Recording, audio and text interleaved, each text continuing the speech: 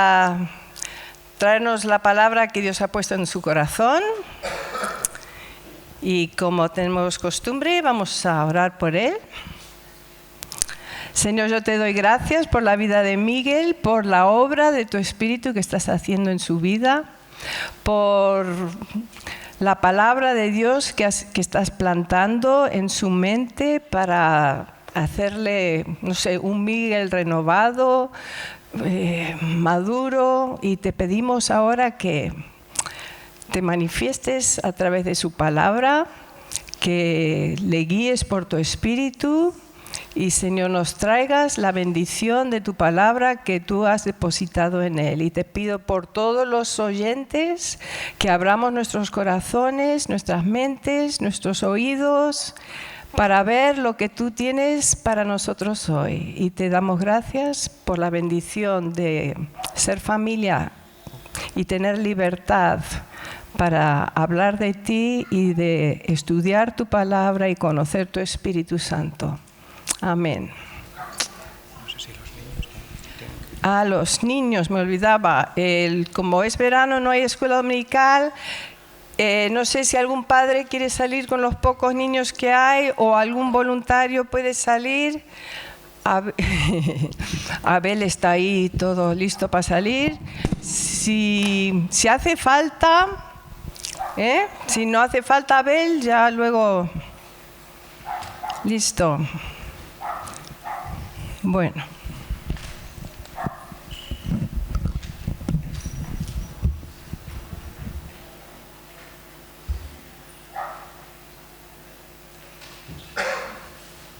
Sí.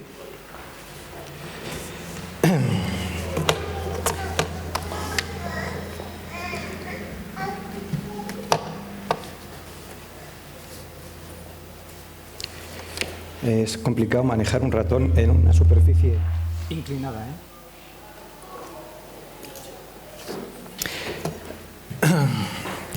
Bueno, para mí una parte del propósito del Señor en esta mañana, como ya sabéis y me repito, pues ya se ha conseguido, ¿no?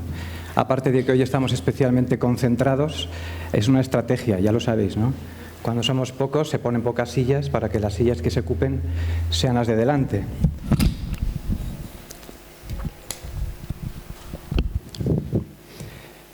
Y yo también, pues como supongo que todos vosotros y como Connie lo expresaba muy emotivamente, pues me siento hoy especialmente bendecido, ¿no? Tener una reunión dominical tan plural, tan llena de todas las razas y de todas las etnias, pues me conmueve, ¿no? Que este lugar sea visitado por personas de diferentes culturas, de diferentes países y cristianos en dificultad, en grave dificultad, pues para mí me remueve por dentro, ¿no? Bueno, hace unos meses yo tenía un tema que desarrollé y que estructuré en 3 partes y como ya no os acordáis ninguno, pues voy a empezar haciendo un resumen, pero como todo tema que entiendo se presenta delante de la congregación para su... Tengo una molestia. No sé si es que aquí algo se acopla, tengo una molestia. Y tengo otra molestia más, pero me refiero a ya sabéis a cuál. Entonces, este tema que yo entré en él para mí, buscando para mí, y que luego abrí a compartir en abril una de sus partes, pues lo estructuré en 3 y hoy voy a atacar la segunda, pero como decía, como seguramente se os ha olvidado, voy a hacer un pequeño resumen con la primera diapositiva, que seguramente alguna de las palabras que hay ahí os suena, ¿no? La palabra ego la trabajé mucho en aquella ocasión y el resumen de la presentación viene un poco en esta diapositiva. Pero para que nos centremos, esto todo tiene que ver con un fundamento bíblico y vamos a andar hoy, y os invito a abrir vuestras Biblias, tanto las de los móviles como las Biblias tradicionales, por Primera de Corintios. Estuvimos navegando por Primera de Corintios 3:21 hasta el 4:7 y hoy vamos a andar por el 4:1 a 7. Pablo es soberbio, es un personaje que se escapa a cualquier condición, ¿no? A cualquier definición, y si tenemos que recordar todos los hombres de la fe de la Biblia, del Antiguo y del Nuevo Testamento, y si tuviéramos que reconducirlos o reducirlos a un número muy pequeño, pues Pablo sería probablemente uno de los primeros, ¿no? su testimonio, su compromiso, su valía y su comprensión del Evangelio, de la redención, del conocimiento que tuvo de Jesús, generó en él tanta rotundidad y tal gran entusiasmo que no paró de escribir, de visitar a las iglesias y de dejarnos una parte importante del Nuevo Testamento, que firma él muchos de sus libros, ¿no? Entonces, en aquella ocasión, en el mes de abril, yo subí aquí a compartir algo y vamos a empezar por la palabra de Dios. Y la palabra de Dios en 1 Corintios 4, 1, 7 dice del siguiente modo: que todo hombre nos considere de esta manera, como servidores de Cristo y administradores de los misterios de Dios. Ahora bien, además se requiere de los administradores que cada uno sea hallado fiel. En cuanto a mí, es de poca importancia que yo sea juzgado por vosotros o por cualquier tribunal humano. De hecho, ni aun yo mismo me juzgo. Porque no estoy consciente de nada en contra mía, mas no por eso estoy sin culpa, pues el que me juzga es el Señor. Por tanto, no juzguéis antes de tiempo, sino esperad hasta que el Señor venga, el cual sacará a la luz las cosas ocultas en las tinieblas y también pondrá de manifiesto los designios de los corazones. Y entonces cada uno recibirá su alabanza de parte de Dios. Y luego continúa el 6 y el 7. Esto, hermanos, lo he aplicado en sentido figurado a mí mismo y a Apolos, por amor a vosotros, para que nosotros aprendáis a no sobrepasar lo que está escrito, para que ninguno de vosotros se vuelva arrogante a favor del uno contra el otro. Porque, ¿quién te distingue? ¿Qué tienes que no recibiste? Y si lo recibiste, ¿por qué te jactas? Como si no lo hubieras recibido.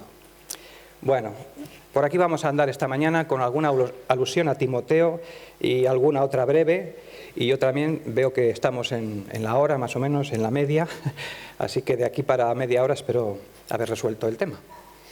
Bueno, pues decía en aquella ocasión, en abril, y este es el resumen de lo anterior, que el ego humano pues estaba vacío, que estaba dolorido, que estaba ocupado y que era muy frágil. Y que Pablo, en esta parte de la palabra de Dios, en 1 Corintios 4, en concreto en los versículos 3 y 4, decía que había una marca, una diferencia que le había cambiado, y esa diferencia y esa marca era el Evangelio de Jesucristo. ¿Y cómo le ha cambiado a él?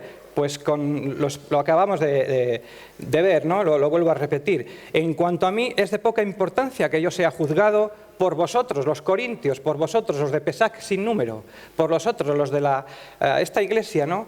Es de poca importancia, decía Pablo, o por cualquier tribunal humano, o sea, por todo lo de fuera. Por el Tribunal de Justicia, por la opinión de los hombres, por la opinión de los vecinos, por la opinión de los amigos o los de compañeros de trabajo, ¿no? Tanto por dentro como por fuera, para él no tenía mucha importancia, ¿no? Pero iba mucho más lejos, que esto ya a mí sí que me remueve un poco y me deja descolocado. Dice, ni aun yo mismo me juzgo a mí. Porque no estoy consciente de nada en contra mía, mas no por eso estoy sin culpa, pues el que me juzga es el Señor.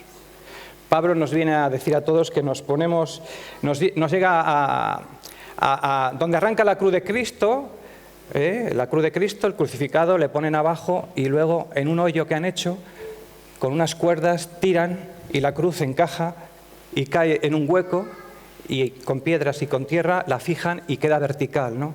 Pablo ahí es donde es juzgado, en la cruz de Cristo, va a la esencia de las cosas. No son los de su congregación o los de las congregaciones que él visita, que bastante preocupación le dieron, especialmente entre otros los corintios, que estaba siempre como de pelea con ellos, ¿no?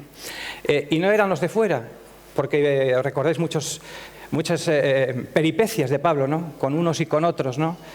Todo lo que le ocurrió y todo lo que cuenta a lo largo del Nuevo Testamento, ¿no? Los sufrimientos, los padecimientos, las aventuras, las desventuras que le acontecieron, ¿no?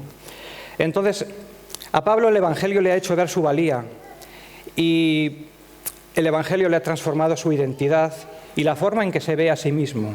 Entonces, no se juzga él mismo, lo deja en manos del Señor, ¿no? Ahora su ego funciona de una manera completamente diferente. Bueno, pues eso era el resumen, las tres cosas que Pablo nos muestra en en esta presentación que yo tengo aquí hoy. El punto número 1, la condición natural del ego humano, cómo somos en el fondo.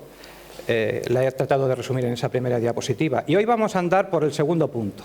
Y para una ulterior presentación abordaremos el tercero, ¿no? Hoy vamos a estar en ese punto que dice una percepción transformada de uno mismo, que Pablo había descubierto y que se puede producir mediante el Evangelio. Las preguntas que nos hacemos, que me hago yo, que os hacéis vosotros, que podéis haceros esta mañana es: ¿cuáles son las marcas características de un corazón que ha sido cambiado radicalmente? Si creemos en Cristo, ¿cómo deberían ser nuestros corazones? ¿Cómo no es una persona humilde según el Evangelio? Pues no es una persona que se odia a sí misma, que se latiga, que se hace felpudo continuamente, que se pone yo no valgo para nada, yo no soy nada. Eso no es una persona humilde, conforme a la visión del Evangelio. Y no es una persona orgullosa de ser lo que es. Por lo menos esas dos cosas no son características de una persona humilde, ¿no? Pablo, escribiendo a los Corintios, nos anima a encontrar descanso real en la práctica del autoolvido. Cuando yo diga aquí en esta mañana la palabra autoolvido, si tú la pones la palabra humildad, de alguna manera sería un sinónimo.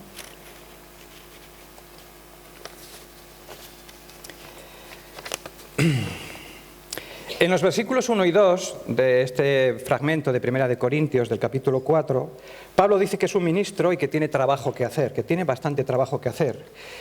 Y al respecto le importa poco si es juzgado por ellos o por cualquier tribunal humano. La traducción de la palabra juez en este texto vendría a ser la misma que veredicto, y veredicto significa tener un sello de aprobación.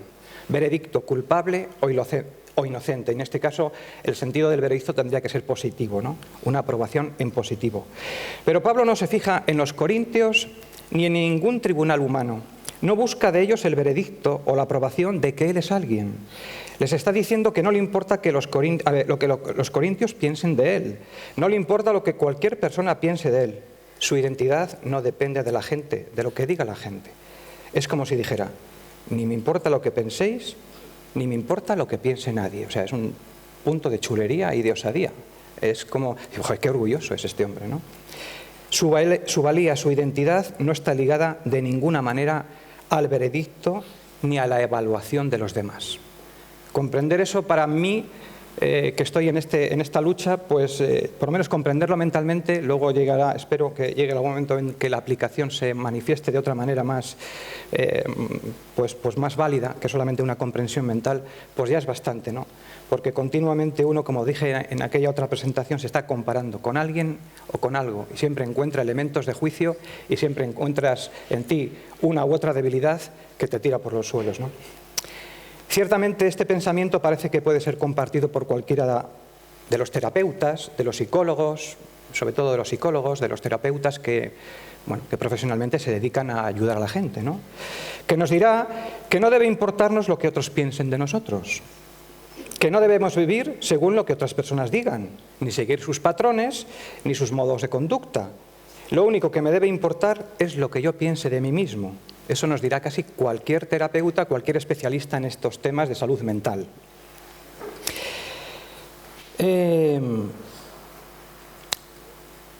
Si tenemos un problema de autoestima baja, lo remediamos de una manera, animando hacia una autoestima pues alta. Y lo hacemos de este modo. Necesitas valorarte, ver que eres una persona buena, o que eres excelente, o que tienes algunas cosas muy válidas, que son de utilidad para ti mismo y para los que te rodean. Y también, fíjate en las cosas increíbles que has hecho hasta la fecha, ¿no? O sea, un poco como saca tu currículum a relucir y fíjate todo lo bueno que has hecho hasta este día de hoy, fíjate qué válido eres, ¿no? Y aquí llega el planteamiento de Pablo, que entra como un buque y lo rompe todo, ¿no? Es como si fuera uno de estos buques preparados para navegar por las tierras heladas. Estos buques que tienen la proa muy afilada y que por la Antártida o por donde sea van rompiendo el hielo, ¿no? El planteamiento de Pablo no puede estar más lejos ni ser más diferente de todo lo que he comentado hasta ahora.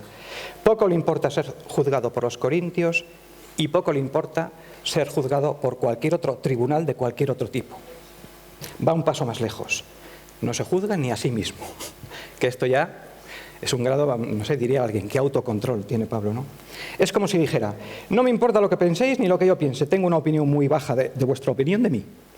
Pero también tengo una opinión muy baja de mi propia opinión de mí, que eso sí que es muy significativo, ¿no?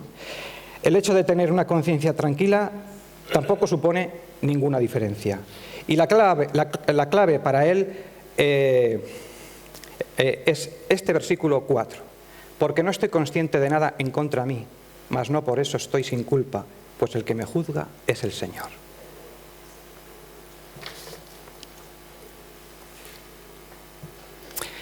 ¿Qué diría Pablo a aquellos que le dijeron que marcara su propia escala de valores? Que esto también es muy habitual. Organiza tu vida de tal modo para conseguir este objetivo, para conseguir esto, hacer estas cosas lo mejor que puedas, promover esta causa justa, intervenir en la vida social, en cualquier ámbito, promover el bien. ¿Qué le diría a esa persona o a cualquier otra persona o a nosotros mismos? Pues le diría que establecer una escala de valores propia, nuestra, es una trampa. Una trampa en la que él no va a caer. Cuando a veces yo puedo pensar, o tú como hijo puedes pensar, no estoy a la altura de mis padres, me siento mal por ello, no puedo vivir según tus valores, me siento mal por ello, no puedo llegar al listón que marca la sociedad y me siento mal por ello. Quizá la solución sea establecer mi sistema de valores, uno mío propio, amoldado a mis circunstancias. Pero es que tampoco estoy a la altura cuando hago mi propio sistema de valores, porque a la mínima se me desmorona y se me cae. Y me siento mal por ello. Es decir, que aumentar nuestra autoestima intentando estar a la altura de nuestras normas o de las normas de los demás es una trampa y no es la respuesta. Así que Pablo no basa su identidad en la opinión de los corintios, no acude a ellos para obtener el veredicto de que él es alguien, pero tampoco busca obtenerlo de sí mismo.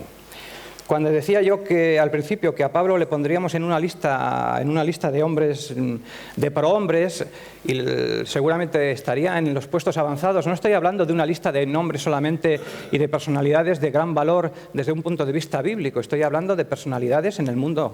Estoy hablando de personas que en los libros de historia han quedado reconocidos como grandes hombres por su filosofía de la vida, por su valor, por su implicación social, por ser adalides de una causa justa, como Gandhi, como Luther King, como muchos otros, ¿no? Como Lutero en otro contexto, pero también como podría ser Einstein, Newton, personalidades que están registradas en los libros y que son importantes y que todos sabemos que han significado algo para el desarrollo social, tecnológico, humanitario, humanista, religioso de la humanidad, ¿no?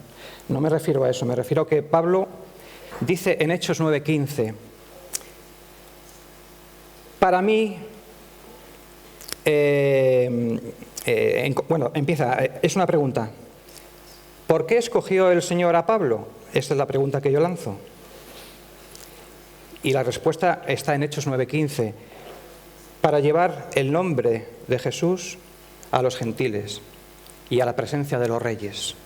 Por lo tanto, Pablo, aparte de que tenía bastante preparación previa, es evidente que luego la orientó y la usó por la causa de Jesús, y que la usó entre los gentiles, entre los humildes, y también que fue llevado delante de las grandes autoridades de su tiempo a dar ocasión de su fe. Y de eso no tengo mucho que hablaros porque sabéis tanto como yo, más que yo, ¿no? ¿Y qué respuesta tuvo? Pues fíjate, qué característica. Cuando Festo le dice, estás loco, Pablo, las muchas letras te vuelven loco.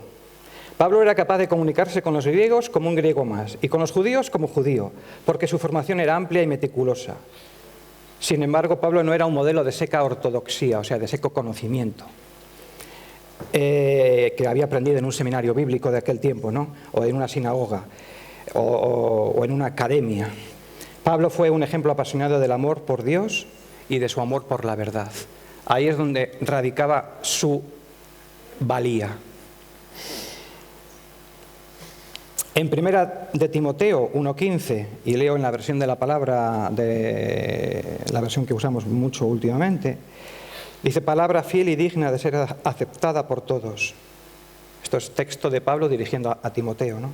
Cristo Jesús vino al mundo para salvar a los pecadores, entre los cuales yo soy el primero. Creo que de aquí parte la concepción que Pablo podía tener de los unos de los otros y sobre todo de sí mismo, ¿no? Donde fundamentaba su condición en sentirse como el primero de los pecadores ante la cruz de Jesús, ¿no?